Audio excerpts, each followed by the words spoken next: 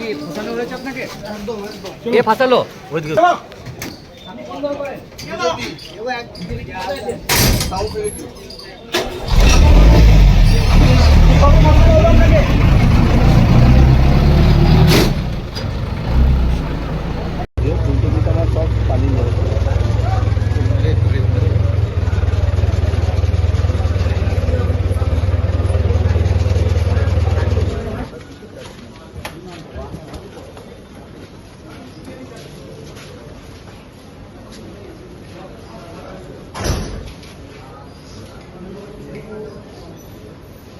দুশো কুড়ি 2026 এই সিউড়ি থানা এই কেসের কানেকশনে দেবাশিস ঘোষাল বলে একজন ব্যক্তিকে আজকে চিফ জুডিশিয়াল ম্যাজিস্ট্রেটের আদালতে পাঠানো হয়েছিল সিউড়ি থানার তরফ থেকে অ্যারেস্ট করে, এবং তার হয়ে আমরা জামিনের আবেদন করেছিলাম।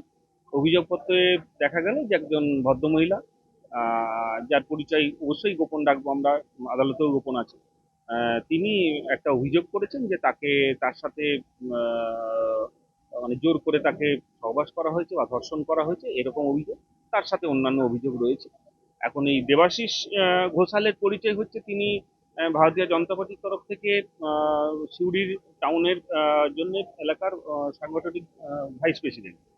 তো সেই কারণে আমরা বলেছিলাম যে এটা রাজনৈতিক চক্রান্ত, আর কিছুই নয়। কারণ এফআইআর এর দেবাশিস ঘোষালের পক্ষে আমি যেটুকু বলতে পারছি তার আইনজীবী হিসেবে, যে এফআইআর এর যে অ্যাঙ্গেল সেখান থেকে বোঝা যাচ্ছে যে একটা পুরোপুরি প্ল্যান করে এই অভিযোগটা করা হয়েছে, এবং ঘটনা যে সময় দেখানো হচ্ছে সেই সময় থেকে প্রায় 2.5 মাস পরে এই অভিযোগ করা হয়েছে, এবং নির্বাচনের প্রাক্কালে, যদিও ভোট আমাদের এলাকায় পেরিয়ে গেছে কিন্তু নির্বাচনের প্রাক্কালে। কাজে এখানে রাজনৈতিক, এর পেছনে কোনো রাজনৈতিক অভিসন্ধি আছে এটাই আমরা মনে করছি। আসামিরও তাই বক্তব্য, আর আসামির বক্তব্য সে নির্দোষ। তো আজকে আমরা জামিনের আবেদন করেছিলাম, আমাদের জামিনের আবেদন খারিজ হয়েছে, এবং আগামী 11ই মে এই কেসের কেস ডায়েরি তলব করেছেন, সেদিন আবার জামিনের আবেদন শুনানি হবে। ধারা দেওয়া হয়েছে বিএনএস মানে ভারতীয় ন্যায় সংহিতার 64 ধারা, 332, 351, এই 3টি ধারা। 64 ধারাই হচ্ছে যে, বলুন, হ্যাঁ, 14 দিনের জেল। 14 দিনের জেল।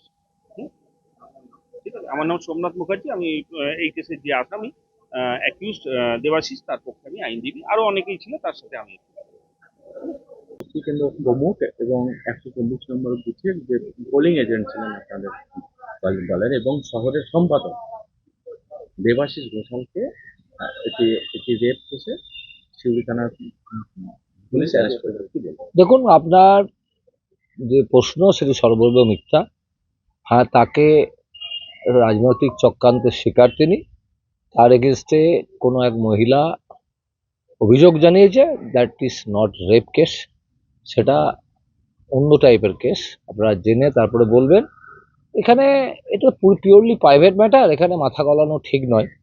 কাউরির সঙ্গে কাউরির কোনো ব্যক্তিগত সম্পর্ক থাকতে পারে, সেটা আলাদা ম্যাটার।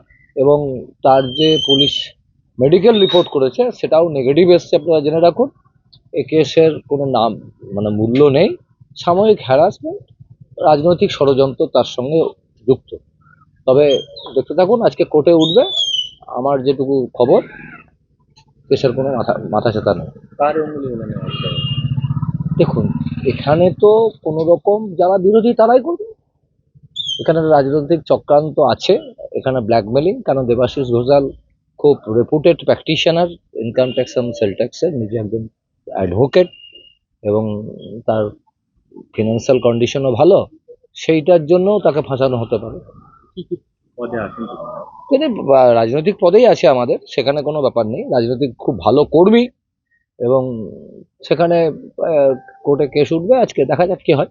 তবে কিচ্ছু নয়, তাকে ব্ল্যাকমেলিং করার জন্য একটা চক্রান্ত, সঙ্গে রাজনৈতিক ষড়যন্ত্র। কোনো প্রতিশ্রুতি কিচ্ছু নাই। এগুলো কি রাজনৈতিক এজেন্ডা নাকি যে প্রতিশ্রুতি দেবে? প্রতিশ্রুতি তো দিয়ে দেয়, প্রতিশ্রুতি বলে কোথাও নেই। কে দেখেছে, কে শুনেছে? সে বলেছে সামহাও তাকে মিসলিড করা হয়েছে, এই টাইপের বক্তব্য। এবং সেখানে যদি কোনো আপনারা সহবাসের কথা বলেন, সেটাও সর্বৈব মিথ্যা। কারণ medical report already has done, এবং result has come as a negative. পলিটিক্সটা এখন একটা এমন জায়গায় চলে গেছে যে যে কোনো ঘটনাই ঘটতে পারে। এখন আমরা কি দেখি? আমরা দেখি যে অভিযোগকারিনী সেই অভিযোগকারিনী কি অভিযোগ করছেন। তিনি অভিযোগ করেছেন যে নাকি শুনলাম আমি যে ফেব্রুয়ারি মাসেও একবার ওনার সঙ্গে এরকম ঘটনা ঘটেছিল, আবার এখন ঘটেছে। রাতের বেলায় তার বাড়িতে ঠকঠক করে তার ইচ্ছার বিরুদ্ধে জোর করে দরজা খুলিয়ে তাকে রেপ করা হয়েছে। এই ধরনের ঘটনা অত্যন্ত লজ্জাজনক ঘটনা।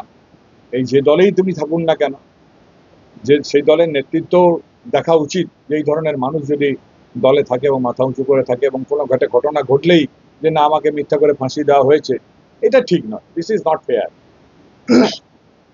আমরা বলবো যে প্রশাসন ব্যবস্থা নিয়েছে। মেয়েটি ইতিমধ্যেই ম্যাজিস্ট্রেটের কাছে এসে তার জবানবন্দি দিয়েছেন এবং এফআইআর করেছেন।